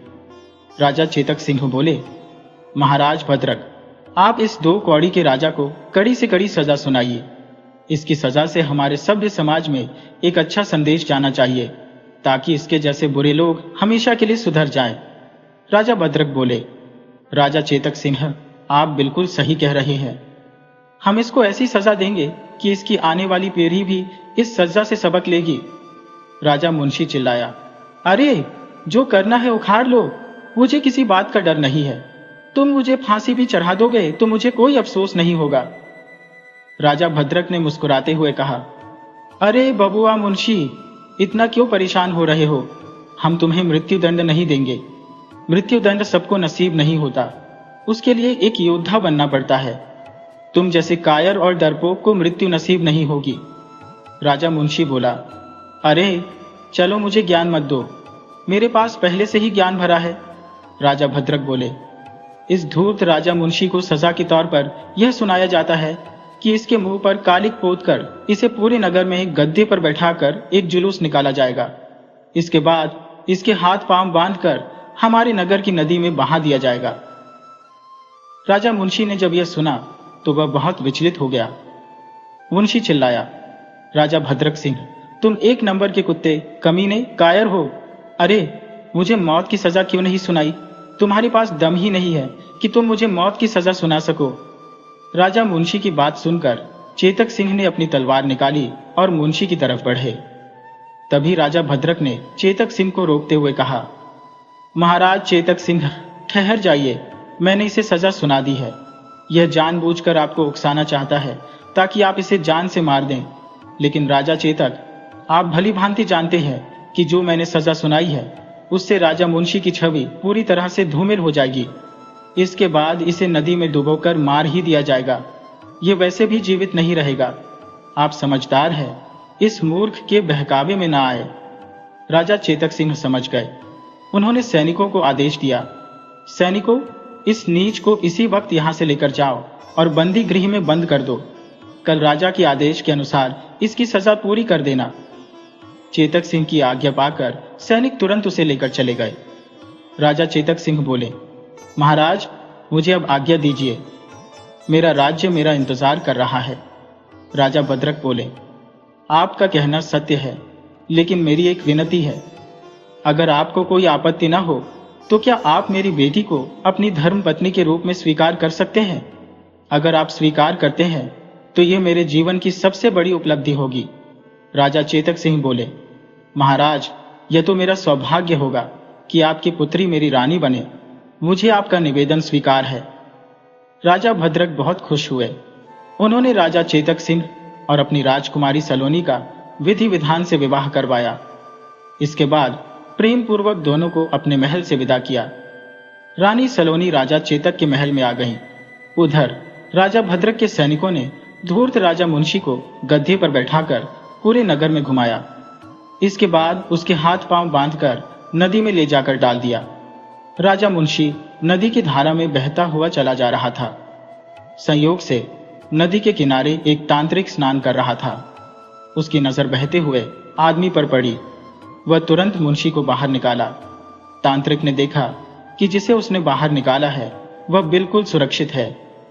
तांत्रिक ने पूछा, महाशय, आप कौन हैं और आपके साथ इस प्रकार से मौत का खेल किसने खेला है? राजा मुंशी ने तांत्रिक को अपनी पूरी कहानी बताई। तांत्रिक बोला, तुम एक राजा होकर इस प्रकार का नीच कर्म किए हो। तुम्हें बचाकर मैंने गलत किया। तुम्हें तो मौत की ही सजा मिलनी चाहिए थी। राजा मुंशी के मन में बदले की आग जल रही थी, परंतु वह समझ रहा था कि यह समय उसके लिए ठीक नहीं है। यह समय संयम के साथ चलने का है, इसीलिए उसने खुद को काबू में रखा। राजा मुंशी ने कहा, महाराज, आपका कथन बिल्कुल सत्य है। मुझे मर जाना चाहिए था, परंतु आपने मुझे एक नया जीवन दिया है, इसलिए आप मेरे जीवन दाता है। मुझसे जो गलती हुई है उसके पश्चाताप में मैं आपका जीवन भर सेवा करूंगा। आप मुझे अपने सेवक के रूप में स्वीकार करें। तांत्रिक बोला, मुझे खुशी हुई कि तुम मेरे सेवक बनना चाहते हो, परंतु मुझे किसी सेवक की जरूरत नहीं है। अगर तुम अपने जीवन से संतुष्ट हो चुके हो तो मेरे साथ मेरी कुटिया में चलो और अपना बचा हुआ जीवन मेरे साथ ही गुजार दो। राजा मुंशी खुशी खुशी तैयार हो गया। वह तांत्रिक के साथ उसकी कुटिया में चला गया। इधर राजा चेतक सिंह के महल में रानी के आगमन पर खुशी का जश्न मनाया गया। रानी के आने से पूरे राज्य में खुशियों का माहौल था। शाम को चेतक सिंह और उनकी महारानी सलोनी का मिलन हुआ। पहले के जमाने में अजीब नियम थे। नियम यह था कि लड़का और लड़की एक दूसरे को तब तक नहीं देखते थे जब तक उनका विवाह न हो जाए। जब विधि विधान से विवाह हो जाता था तब घर आने पर एक दूसरे का चेहरा देखने को मिलता था। राजा चेतक सिंह ने जब रानी सलोनी को पहली नजर में देखा तो वह उन्हें देखते ही रह गए। रानी सलोनी गजब की सुंदर थी। राजा एक तक नजर गड़ाकर कुछ देर तक उन्हें निहारते ही रहे। राजा चेतक सिंह पहली ही नजर में रानी सलोनी पर कुर्बान हो चुके थे। वही हाल रानी का भी था। वह भी राजा को देखे जा रही थी। उन्होंने अपने जीवन में कभी भी इतना सुंदर राजकुमार नहीं देखा था। राजा बोले, देवी सलोनी, मैंने जैसा सोचा था आप बिल्कुल उसके विपरीत निकली। आपके जैसी राजकुमारी इस पूरे आर्यावर्त में नहीं होंगी। मैं सौभाग्यशाली हूं कि आप मेरी धर्मपत्नी बनी है। रानी बोली, नहीं महाराज, मैं तो आपके चरणों की धूल हूं। असल में तो मैं सौभाग्यशाली हूं जो आप मुझे पति के रूप में मिले। मुझे पहली ही नजर में आपसे प्रेम हो गया है। मैं अपने पूरे जीवन आपकी दासी बनकर रहूंगी। राजा बोले, महारानी, आप थक गई होंगी, अब आप आराम कीजिए। राजा और रानी अपने शयन कक्ष में आराम करने लगे। अगले दिन राजा अपने राज दरबार के कामों में लग गए। धीरे धीरे समय बीतता गया। 6 माह का समय गुजर गया। महारानी सलोनी राजा चेतक सिंह की जान बन गई थी। राजा उनसे बहुत प्रेम करते थे और हर वक्त रानी का ध्यान रखते थे। रानी भी अपने राजा का स्नेह देखकर उन पर अपना प्राण न्यौछावर करती थी। राजा रानी एक दूसरे से बेइंतहा मोहब्बत करते थे। दोनों का जीवन सुखमय तरीके से गुजर रहा था। उधर जंगल की कुटिया में राजा मुंशी तांत्रिक की सारी विद्या गुप्त तरीके से सीख रहा था। तांत्रिक को इस बात का पता नहीं था। राजा मुंशी तांत्रिक की विद्या सीखकर सबसे पहले उसी को ठिकाने लगाने वाला था। इसके बाद उसने राजा भद्रक के राज्य और चेतक सिंह के राज्य को भस्म करने की योजना बना ली थी। धीरे धीरे राजा मुंशी ने तांत्रिक की सारी विद्या सीख ली। अब वह मौके की तलाश में था कि कब तांत्रिक को मारे, परंतु जब उसे पता चला कि तांत्रिक कभी मारा ही नहीं जा सकता तो वह बहुत हैरान हुआ। उसने मन में सोचा, यह तो मर नहीं सकता, इसके लिए मुझे दूसरा उपाय सोचना पड़ेगा। आज रात में इसके साथ कुछ साजिश करता हूं। रात में तांत्रिक गहरी नींद में सोया हुआ था। राजा मुंशी ने अपने मंत्रों का प्रयोग करके तांत्रिक को एक मटके में बंद कर दिया। मटके से आवाज आई, धूर्त राजा मुंशी, तुमने अपने काल को न्योता दिया है। अरे, तुम्हें मुझसे क्या दुश्मनी है कि इस प्रकार से मटके में बंद कर दिए? तुम मेरे साथ रहकर मेरे साथ धोखा किए हो। इसका सजा तुम्हें बहुत भयानक मिलेगा। राजा मुंशी बोला, साले, तू मटके से भी बोल रहा है। गजब बेशर्म आदमी हो। अरे, मुझे सजा देने से पहले खुद इस मटके से बाहर निकलो, उसके बाद मुझे सजा देना। मेरे पास भी विद्या है, तुम अब मेरा कुछ नहीं बिगाड़ सकते। अब अगर बहस किए तो इस मटके को नदी में बहा दूंगा, जीवन भर नदी में डूबते रह जाओगे। बड़ा आया मुझे सजा देने वाला। उधर राजा चेतक सिंह महल में दरबार लगाए अपने सिंहासन पर विराजमान थे और अपने राज्य पर चर्चा कर रहे थे। तभी अचानक से एक नगरवासी राजा के दरबार में दौड़ता हुआ आया। वह युवक शोर मचाते हुए राजा के सामने पहुंच गया। युवक चिल्ला रहा था, महाराज हमें बचा लीजिए, महाराज हमारे पिता को बचा लीजिए, हमारा नगर संकट में आने वाला है, महाराज पूरा नगर भस्म हो जाएगा, आप जल्दी से कुछ उपाय करें। युवक बहुत ही विचलित था। वह डर के मारे कुछ भी ठीक से समझ नहीं पा रहा था कि वह राजा के सामने क्या बोल रहा है। राजा युवक को देखकर बहुत आश्चर्यचकित हुए, क्योंकि राजा का नियम था कि उनके नगरवासी उनके दरबार में बिना किसी रोक टोक के आ सकते हैं। इसी कारण वह युवक अचानक से राजा के दरबार में पहुंच गया था। राजा बोले, हे युवक, सबसे पहले आप शांत हो जाइए। इस प्रकार विचलित होने से आपका संकट दूर नहीं होगा। आप निश्चिंत होकर अपनी पूरी बात बताइए, हम प्रयास करेंगे कि आपकी समस्या तुरंत हल हो। युवक बोला, महाराज मैं एक किसान का बेटा हूँ, मेरा नाम मचक है। महाराज मैं खेती बाड़ी करके अपना और अपने परिवार का भरण पोषण करता हूँ। महाराज मेरे साथ एक विचित्र घटना घटी है।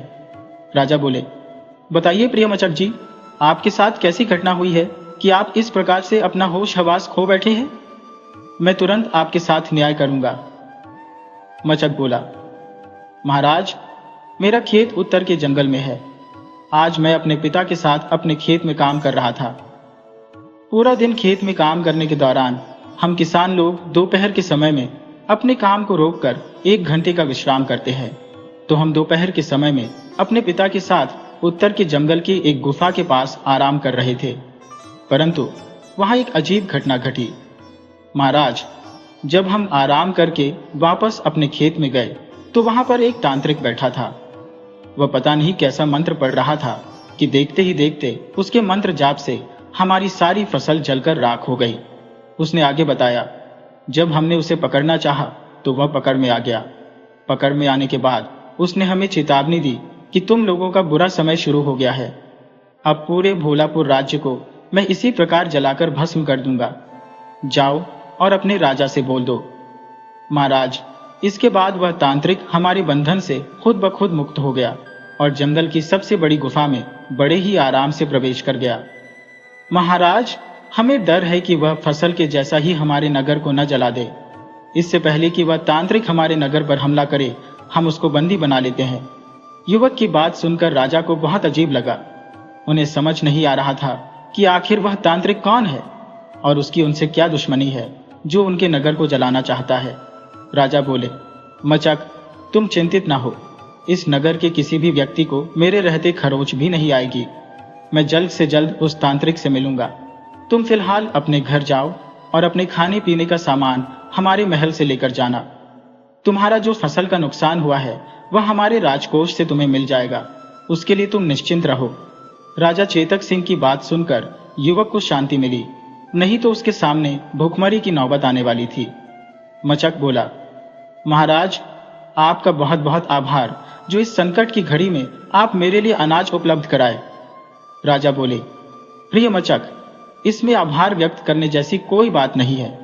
एक राजा होने के नाते यह तो मेरा फर्ज है कि मैं अपने नगर के हर नागरिक का ध्यान एक बच्चे के समान रखूं।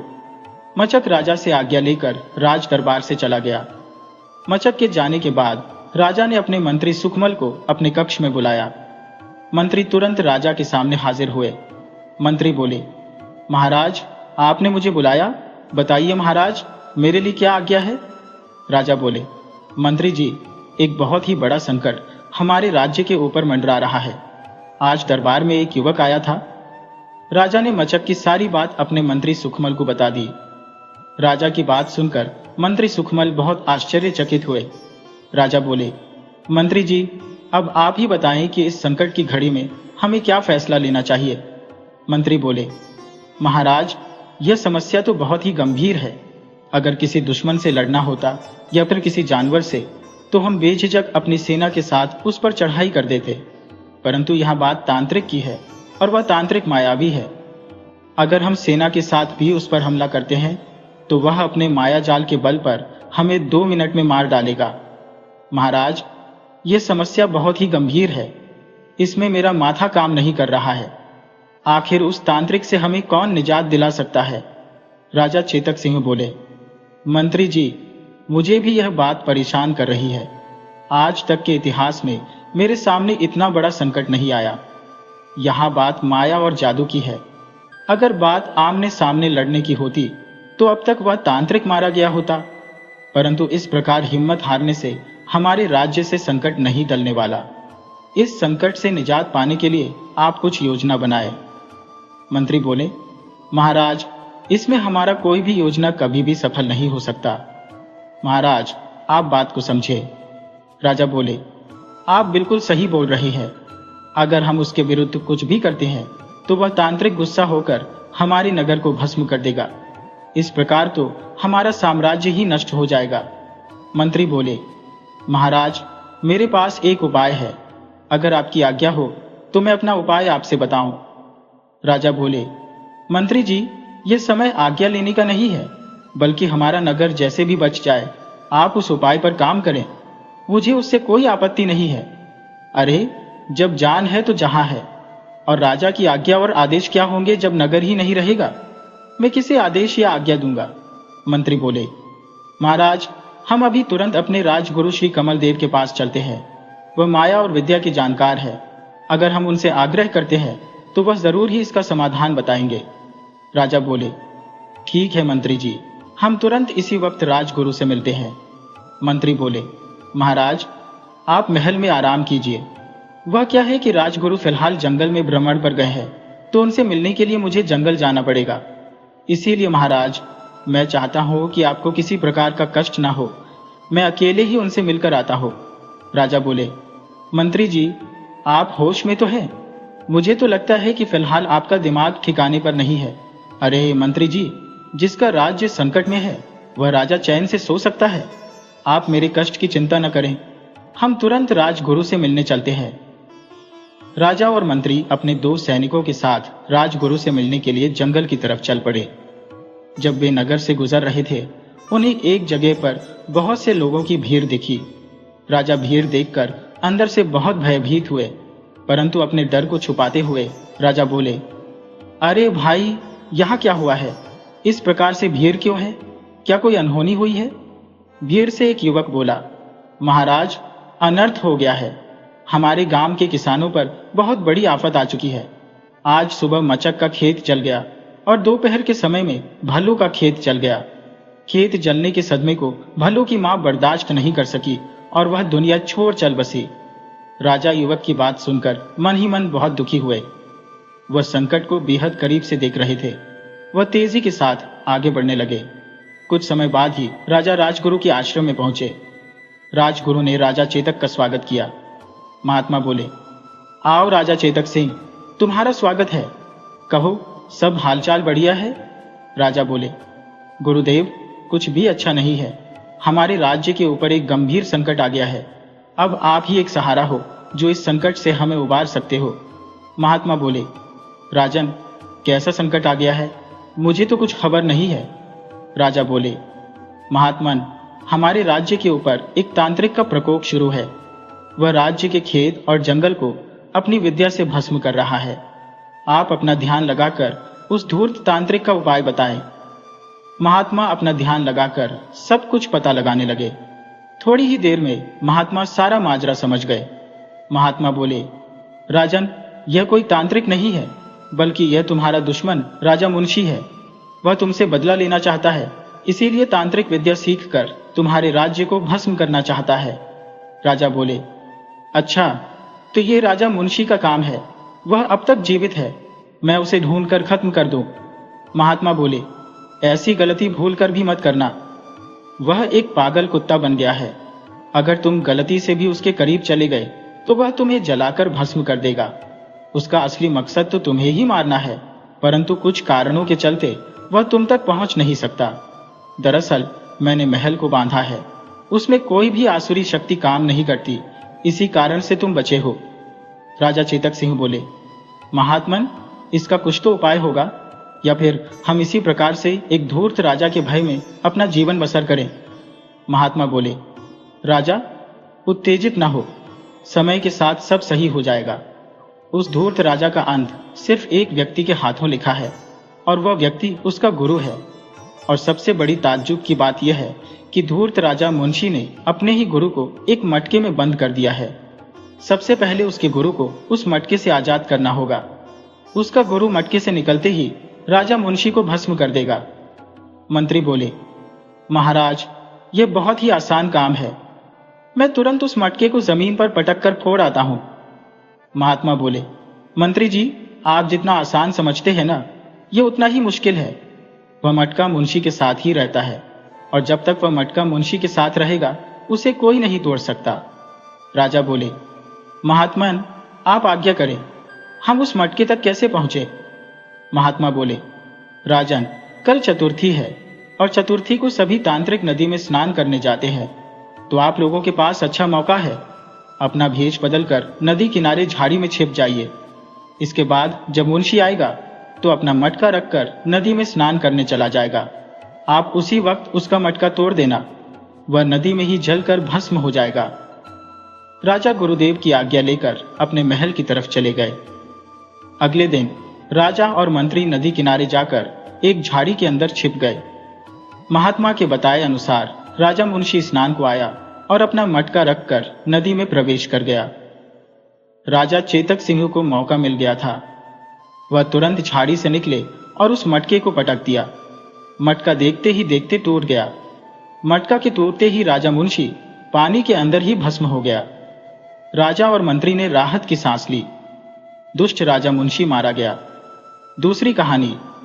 एक धर्मात्मा राजा की भीलनी रानी। एक नगर में ज्योतिरादित्य नाम के एक चक्रवर्ती राजा राज करते थे। राजा बहुत प्रतापी और प्रजा का ध्यान रखने वाले थे, परंतु उनके अंदर एक बहुत बड़ी कमी थी कि वह शिकार खेलने के इतने आदी थे कि कोई भी जरूरी काम छोड़कर शिकार खेलने चले जाते थे। वह मौसम का भी ख्याल नहीं रखते थे। आंधी हो, मूसलाधार बरसात हो, या फिर दिन हो या भयानक अंधेरी रात हो, बिना परवाह किए शिकार को निकल जाते। कभी कभी सैनिकों को साथ लेकर निकलते तो कभी अकेले ही निकल पड़ते। राजा की दो खूबसूरत रानियां भी थी जो उनके मामा की बेटियां थी। एक तरह से रानियां राजा की ममेरी बहनें भी थी और पत्नी भी। राजा का अजीब रिश्ता था रानियों के साथ। यह विवाह राजा की माता ने करवाया था। वह अपनी भाभजी को ही अपने बाद महारानी बनाना चाहती थी। राजा ने चुपके से एक तीसरा विवाह भी कर डाला था। वह मंत्री की मोहक साली थी। दरअसल राजा किसी काम से एक रात मंत्री के घर ठहरा था। उन्होंने बहुत शराब पी रखी थी। रात में राजा को अपनी रानी की याद आई तो उन्होंने मंत्री से कहा कि मेरे लिए एक स्त्री का प्रबंध करो। मंत्री बहुत उलझन में पड़ गया। रानियां अपने महल में थी। उस वक्त किसी भी रानी को राजा के पास ले आना बहुत कठिन काम था, तो मंत्री ने अपनी साली को ही रानी बनाकर राजा के सामने पेश कर दिया। सुबह में राजा को होश आया और अपने बिस्तर पर अर्धनग्न स्त्री को देखकर बहुत हैरान हुआ। उसने मंत्री को बुलवाया और कहा कि तुमने रानी के बदले किस लड़की को मेरे पास भेज दिया? तब मंत्री बोला, महाराज, आपने ही आदेश दिया था कि किसी स्त्री को ले आओ। चूंकि राजमहल बहुत दूर था, हम रात के वक्त रानियों को ला नहीं सकते थे, तो मैंने मन में विचार किया कि महल से बाहर भी आपके लिए एक रानी होनी चाहिए। इसीलिए मैंने इस लड़की को आपकी तीसरी रानी बना दिया। राजा बोला, किसी का भी रानी बनना यह गुड्डा गुड्डी का खेल है क्या? मंत्री बोला, महाराज, आप एक प्रजापालक न्यायप्रिय राजा हो, उसकी इज्जत बर्बाद करने के बाद कहते हो कि गुड्डा गुड्डी का खेल है। जरा सोचिए महाराज, ये लड़की राजमाता के पास गई तो फिर क्या होगा? अपनी बात प्रजा में रखी तो फिर क्या होगा? आप राजा हो, 10 रानी रखो, कोई कुछ नहीं कहेगा, परंतु एक रानी को छोड़ दोगे तो प्रजा की नजरों से गिर जाइएगा महाराज। राजा बोला, परंतु मैं इस लड़की को रानी बनाकर राजमाता के पास नहीं ले जा सकता। तब मंत्री बोला, आप इस रानी को चुपके से हमारे पास रखिए, किसी को कानो कान खबर भी नहीं होगी, और जब यात्रा पर जाइएगा, शिकार पर जाइएगा, तो इस रानी को साथ ले जाइएगा। अब चूंकि राजा मंत्री के जाल में फंस चुका था, अब मंत्री की बात माननी उसकी मजबूरी थी। उधर मंत्री की साली कोई शरीफ औरत नहीं थी, उसके संबंध मंत्री के साथ भी थे। वह यदाकदा मंत्री के पास रहती थी, परंतु राजा की तीसरी रानी बन जाने पर अब स्थायी रूप से मंत्री के घर ही रहने लगी। राजा जब कभी दूर यात्रा पर जाते तो तीसरी रानी को साथ ले लेते। मंत्री भी राजा के साथ जरूर जाता। राजा की तीसरी रानी के विषय में मंत्री के अलावा किसी को कोई खबर नहीं थी। मंत्री इस बात को गुप्त रखने के एवज में राजा से मनमाना पैसा वसूलता, कोई भी बेमतलब बात मनवा लेता और तीसरी रानी के साथ मजे काटता, वह अलग। मंत्री एक दिन तीसरी रानी को समझाया कि राजा तुम्हें किसी कीमत पर तीसरी रानी स्वीकार नहीं करेगा, तुम्हारे साथ धोखा कर रहा है। हमें राजा को ही सबक सिखाना चाहिए, अगर जरूरत पड़ी तो हम राजा को ही रास्ते से हटा सकते हैं। तब तीसरी रानी बोली, हमें राजा के बारे में बुरा सोचने से घाटा ही होगा, क्योंकि दोनों रानियों के एक एक राजकुमार है जो राजा के नहीं रहने पर राजा बन जाएंगे, परंतु हमें घाटा हो जाएगा। अरे हम कौन सा राजा के प्रति वफादार है, हमारा संबंध राजा से भी है और आपसे भी है, और राजा से संबंध रखने पर फायदे ही फायदे हैं। महीने में एक आध बार आता है और 1000 स्वर्ण मुद्रा देकर चला जाता है। मंत्री मन में सोचा, स्त्री है, इसका झुकाव राजा की तरफ भी है, परंतु इसके सहारे ही मैं एक दिन राजगद्दी हासिल कर सकता हूं। कुछ राजाओं में यह समस्या रही है कि विवाह तो कई कर लेते थे, परंतु रानियों को संतुष्ट नहीं कर पाते थे, इसलिए रानियां नाजायज संबंध भी रख लेती थी। एक दिन राजा आधी रात को मंत्री के साथ शिकार खेलने गए। राजा जंगल में बढ़ता ही चला जा रहा था। वह घनघोर जंगल में पहुंच गया। उस पर एक बहुत बड़ा शेर आक्रमण कर दिया। वह शेर के हमले से घायल होकर एक भीलनी की झोपड़ी में था। राजा बुरी तरह घायल हो चुका था, भीलनी भी घायल थी। राजा ने पूछा, तुम नवयुवती कौन हो और मैं इस वक्त कहाँ हो? तब नवयुवती ने बताया कि आप अभी धरती पर ही हो, स्वर्ग या नर्क में नहीं गए हो। आपको बचाते बचाते मैं भी घायल हो गई हो। कई दिनों के प्रयास के बाद आदमखोर शेर मारा जा चुका है, परंतु इतनी रात में आपको जंगल में आने की क्या जरूरत पड़ी थी? मैं शेर के पीछे कई दिनों से पड़ी थी। वह इंसानों पर हमलावर हो गया था, इसलिए उसे मारना जरूरी था। राजा बोला, देवी मैं इस राज्य का राजा हूं। तब भीलनी बोली, आप चाहे कोई भी हो, इस वक्त आराम करें। मैंने आपके घाव पर दवा लगा दी है। 2 से 3 दिन में आप बिल्कुल ठीक हो जाएंगे, उसके बाद हम बातें करेंगे।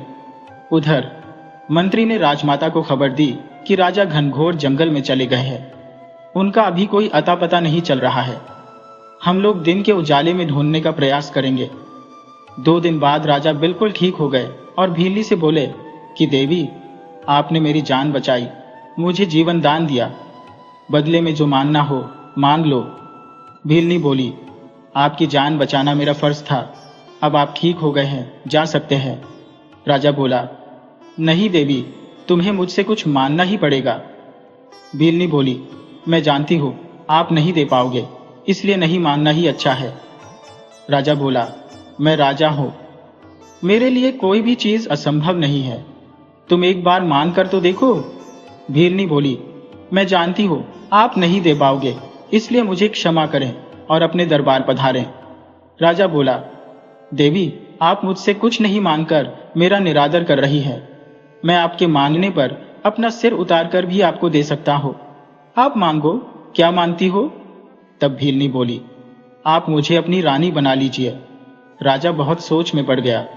तब भीलनी बोली, किस सोच में पड़ गए महाराज? मैं आप पर कोई दबाव नहीं बना रही, आप इनकार कर जा सकते हैं। राजा बोला, देवी मैं इतना कठोर नहीं हूं कि मांगने वाले के सामने अपना मुंह फेर लो। मैं आपको अपनी तीसरी रानी स्वीकार करता हूं। तब भीलनी बोली, तीसरी नहीं महाराज, चौथी रानी। राजा बहुत आश्चर्यचकित हुआ कि यह कैसे जानती है कि मेरी तीसरी रानी भी है, जबकि मंत्री के अलावा किसी को कोई खबर नहीं। राजा बोला, देवी आप कैसे जानती हैं कि मेरी तीसरी रानी भी है? तब भीलनी बोली, मैं चेहरा देखकर भूत भविष्य देखने की विद्या जानती हो। मनुष्य का चेहरा सबसे बड़ा आईना होता है, उससे उसके भले बुरे, लाभ हानि सब पता चल जाता है। राजा भीलनी से निवेदन कर बोला, आप मेरी तीसरी रानी का जिक्र किसी से नहीं करेंगी, ये मुझसे वादा करो। भीलनी बोली, पहले आप मुझे आप कहकर न पुकारें। अब मैं आपकी पत्नी हूं। मेरा नाम अरुंधति है। मेरा माता पिता कोई नहीं है। मुझे एक सन्यासी ने पाला है। मैं जंगल में उसे अकेली मिली थी। उस वक्त मैं एक दिन की अबोध बालिका थी। जंगल के अंदर ही एक आश्रम है जहां माया नाम की सन्यासिन रहती थी। उसी ने मुझे जीवन दिया है। अभी कुछ दिन पहले ही वह दुनिया छोड़ चुकी है। वह कहकर गई थी कि बेटी, तेरे भाग्य में रानी बनना लिखा है, और आज उसकी भविष्यवाणी सच हुई। राजा अरुंधति रानी को लेकर महल में आ गए। राजमाता राजा के खो जाने से बहुत परेशान थी। जब राजा ने बताया कि मैं इस देवी की कृपा से बच गया हूं और आपके सामने खड़ा हो, राजमाता बोली, इसी का मुझे इंतजार था।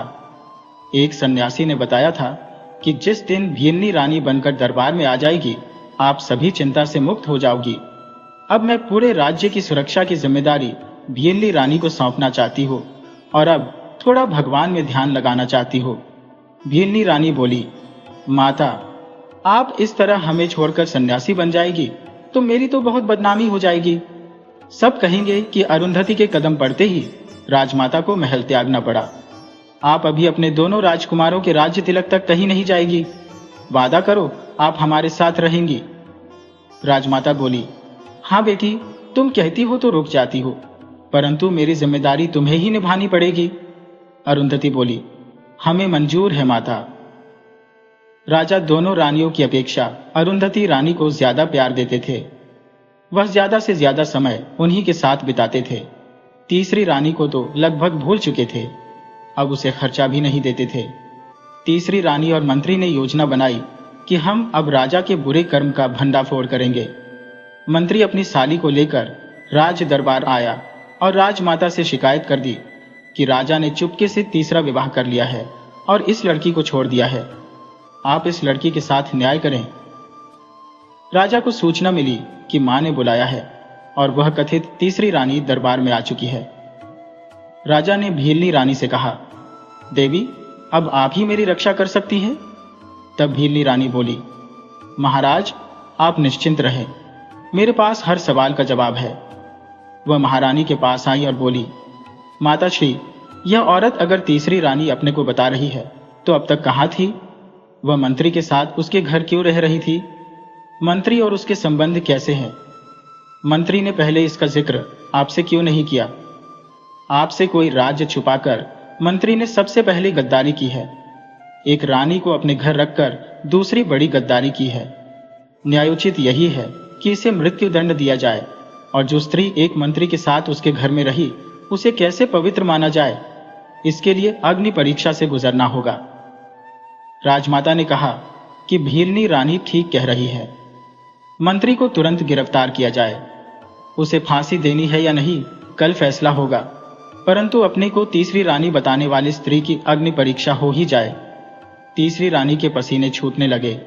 उसके ज्यादातर संबंध मंत्री से ही थे, बल्कि वह मंत्री के बच्चे की मां बनने वाली थी।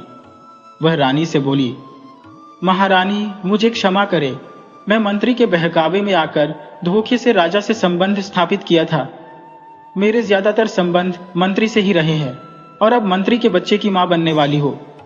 वास्तव में मैं न तो राजा की पत्नी हूं न मंत्री की। मैं एक बदचलन स्त्री बन चुकी हूं। कई पुरुषों से संबंध रखने वाली स्त्री किसकी पत्नी होती है? राजमाता बोली, क्योंकि मंत्री के साथ तुम भी धोखेबाजी में शामिल थी, अतः हम इस निर्णय पर पहुंचे हैं कि तुम भी दोषी हो। क्योंकि तुम मां बनने वाली हो, इसलिए तुम्हें देश निकाला दे दिया जाता है, और मंत्री को तो अपनी सजा भुगतनी पड़ेगी। उसे मृत्यु दंड जरूर मिलेगा। राजा अपनी भीलनी रानी की चतुराई पर अपने को गौरवान्वित महसूस कर रहा था। जीवन का सार। यह कहानी हमें यह सीख देती है कि जीवन में ईमानदारी और बुद्धिमत्ता सबसे बड़े हथियार है। छल और लालच का रास्ता हमेशा विनाश की ओर ले जाता है, जबकि सच्चाई और समझदारी से हर मुश्किल का सामना किया जा सकता है। रानी अरुंधति ने केवल राजा को ही नहीं, बल्कि पूरे राज्य को अपनी बुद्धिमत्ता से बचाया। हमें हमेशा नेक नियत के साथ काम करना चाहिए। आपको ये कहानी कैसी लगी, हमें कमेंट बॉक्स में जरूर बताइएगा।